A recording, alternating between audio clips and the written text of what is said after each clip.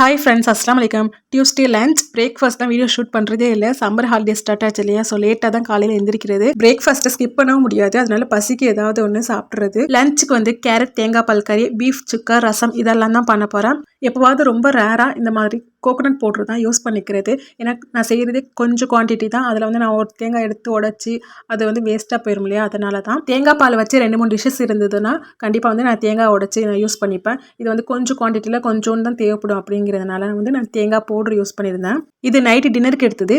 ஒரே ஒரு ஸ்பூன் மட்டும் தான் பீஃப் சுக்கா இருந்தது. அது கூட ஒரு எக் சேர்த்து நல்லா மிக்ஸ் பண்ணிட்டேன்.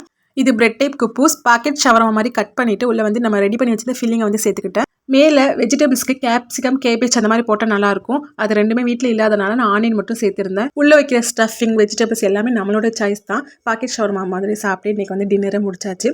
இன்னும் நிறைய பேர் நம்ம சேனலை சப்ஸ்கிரைப் பண்ணாமலே பார்த்துட்டு இருக்கீங்க. ப்ளீஸ் சப்ஸ்கிரைப் பண்ணிவிட்டு சப்போர்ட் பண்ணுங்கள். தேங்க்ஸ் ஃபார் வாட்சிங். பாய்.